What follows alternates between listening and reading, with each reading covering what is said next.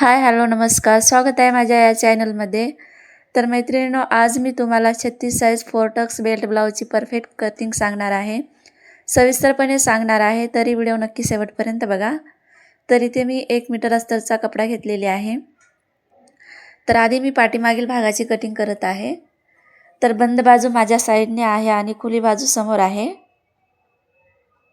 तर सगळ्यात आधी मी ब्लाऊजची उंची टाकत आहे. तर इथे होती ब्लाऊजची उंची 15 इंच. तर इथे मी 16 इंचावरती मार्किंग केलेली आहे 1 इंच शिलाई मार्जिनसाठी. आणि इथे शोल्डर घेतलेली आहे मी 6.25 इंच, 2.5 इंच गळा रुंदी आणि 3.5 इंच शोल्डर. आणि इथे मी मुंडा घेतलेली आहे 6.5 इंच. तर तुम्ही तुमच्या मापानुसार मुंडा कमी जास्त करू शकता.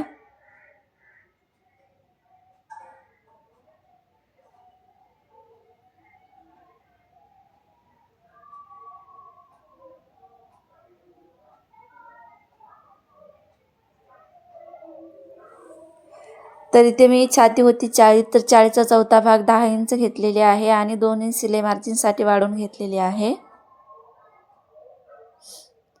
आणि कमर होता 36चा, तर 36चा चौथा भाग 9 इंच आणि शिलाईसाठी 1 इंच टक्ससाठी आणि 1.5 इंच शिलाई मार्जिनसाठी वाढवून घेतलेली आहे. आणि आता मी आखून घेत आहे रेषा. तर तुमचा शोल्डर उतरत असेल तर तुम्ही अशा पद्धतीने साईडने 1/2 इंच मार्किंग करून कमी करू शकता. तर ती 1/2 इंच मी मार्किंग करून कमी केलेली आहे आणि 1 इंचावरती मुंडा खोलीचा आकार दिलेली आहे.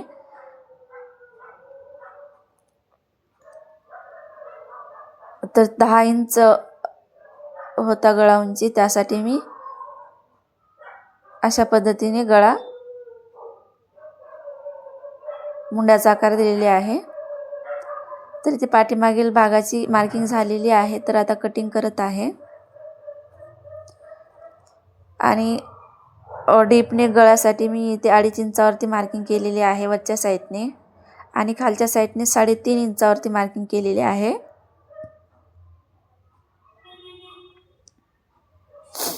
उंची 3 इंच घेतलेली आहे आणि रुंदी 3.5 इंच घेतलेली आहे.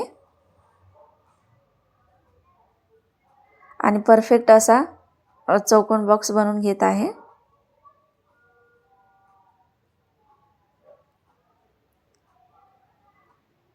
तर अशा पद्धतीने डीपने गळा तयार झालेला आहे. तर टक्स पॉईंटसाठी मी इथे मध्य काढलेले आहे.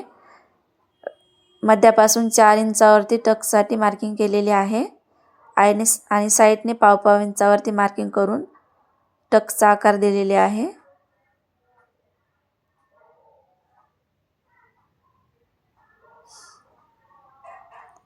आणि इथे पाठीमागील मुंड्याच्या साईडने आपल्याला चुना येऊ नये याच्यासाठी मी 1/2 इंच अशा पद्धतीने मार्किंग करून कट करून घेत आहे कपडा. जर एक्स्ट्राचा कपडा झाला तर पाठीमागील भाग जसे असे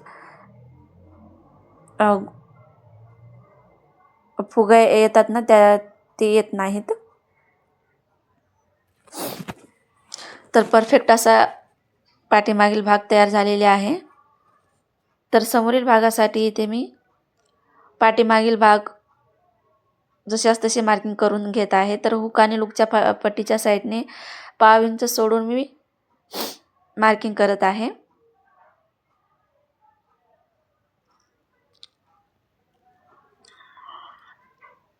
तर या साईडने 1/2 इंच एक्स्ट्रा सोडून घेतलेले आहे हुक आणि लूकच्या पट्टीसाठी आणि बाकी गळा रुंदीचा आकार देऊन घेतलेले आहे. आणि जशास तसे मार्किंग करत आहे आता.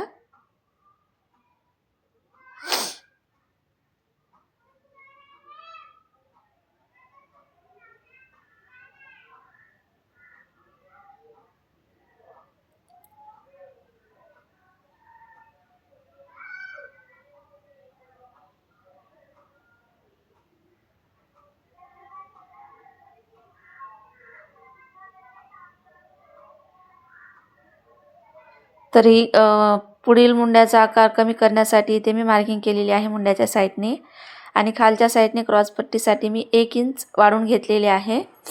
क्रॉस पट्टी जोडत असताना आपला कपडा कमी पडतो त्यासाठी.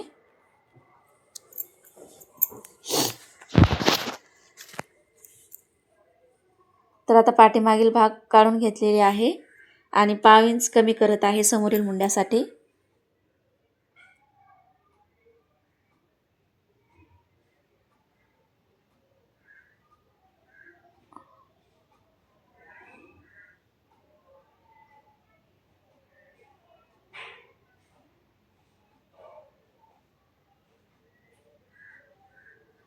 तर या साईडने टक्स पॉईंटसाठी मी 1 इंच वाढवून घेतलेले आहे.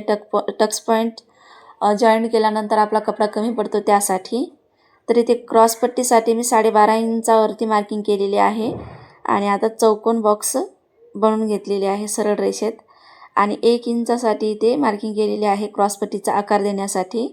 अशा पद्धतीने क्रॉस पट्टीचा आकार अशा वरच्या साईडने 5 इंचावरती क्रॉस आकार देऊन घेतलेले आहे.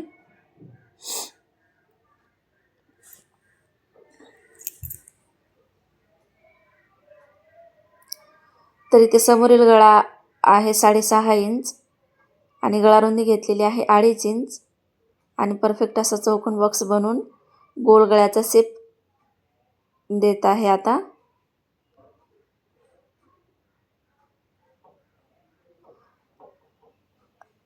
तर आता कटिंग करत आहे. टक्स पॉईंट दाखवते मी तुम्हाला समोर, त्यासाठी व्हिडिओ पूर्ण बघा, सविस्तरपणे सांगितलेले आहे.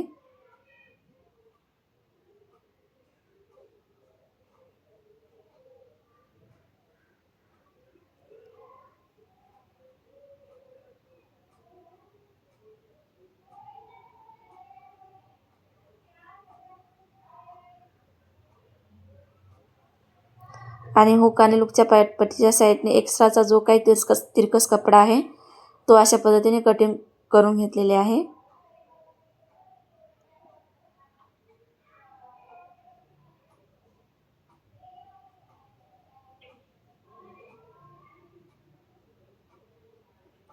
तर इथे टक्स पॉईंटसाठी मी 3.5 इंच रुंदी घेतलेली आहे आणि 2.5 इंच उंची घेतलेली आहे आणि साईडने 1.5 इंचावरती मार्किंग केलेले आहे.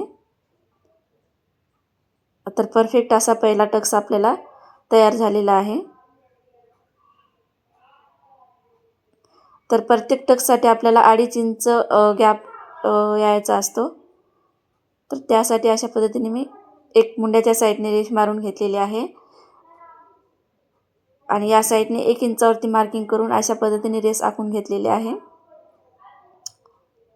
तर बघू शकता अशा पद्धतीने प्रत्येकी आपल्याला 2.5 इंचाचा गॅप ठेवायचा आहे.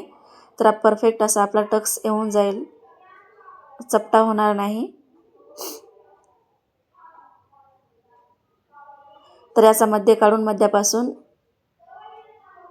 2.5 इंचावरती मार्किंग केलेली आहे. तर परफेक्ट असा आपला 4 टक्स तिरकस क्रॉस पट्टीचा समोरील भाग सुद्धा तयार